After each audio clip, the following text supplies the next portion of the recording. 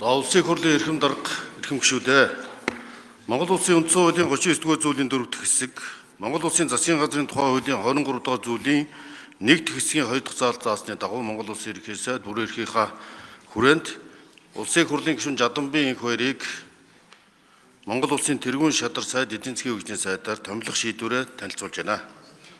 За энэ асуудлыг Монгол улсын ерөнхийлөгчид 2025 оны 11-р сарын 24-ний өдрийн 130 тоод халан бичгээр танилцуулсан.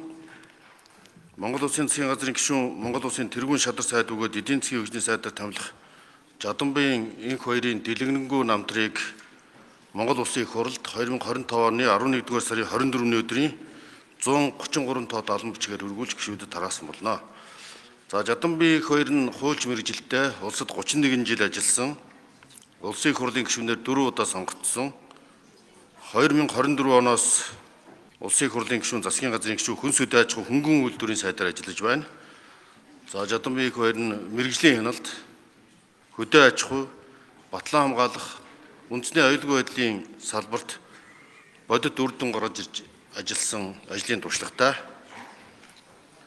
Эрхэм гишүүдээ, за Монгол улсын эдийн засаг сүүлийн жилүүдэд өсөж байгаа хэдий ч эдийн засгийн суур бүтэц сул нэг салбараас хэд хамааралтай эдийн засаг төрөлжөөгүй, солонгороогүй байна. Өнөөдөр манай экспортын 90 гаруй хувь нь уул уурхай бүтээгдэхүүнээс хамааралтай нь одоо эдийн засгийн аюулгүй байдал доктортой хөгжлийн бас нэг гол эрсдэл болж байгаа. Ийм учраас орчин үеийн эдийн засгийн болон геополитикийн өөрчлөлт Монгол улсын эдийн засгийн хөгжил доктортой байдалд нөлөөлж байгааг харгалзсан.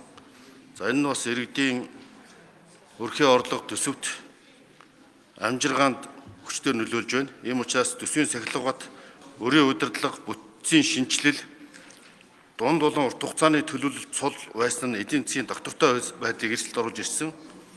Ийм учраас эдийн засгийг төрөлжүүлэх, солонгоруулах, эдийн засгийн аюулгүй байдлыг бэхжүүлэх, хөгжлийн бодлогын уялдаа холбоог нэг мөр зангидах, үр дүнд суурилсан эдийн засгийн тогтолцооны шинэ үе рүү шилжилт хийх, эдийн засгийн бүтэцэд өөрчлөлт хийх юм зайлшгүй шаардлагатайг цаг үе бидэнд сануулж байгаа.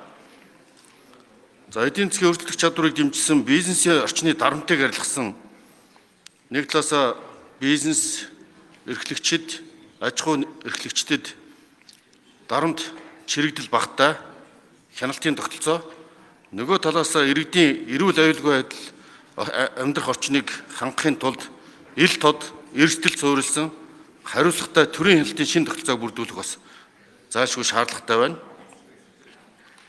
За ийм учраас энэ асуудлыг хариуцсан засгийн газрын гишүүнээр Жаданбын энх хоёр ажлын туршлага, онцлог, хөдөө аж ахуйн сайдаар ажиллаж ирсэн болон одоо мэргэжлийн хяналтын салбарт ажиллаж ирсэн туршлагыг харгалзан үзэж тэргуун шадар сайд халуун тушаал Жаданбын энх хоёрыг томилж байгаа юм.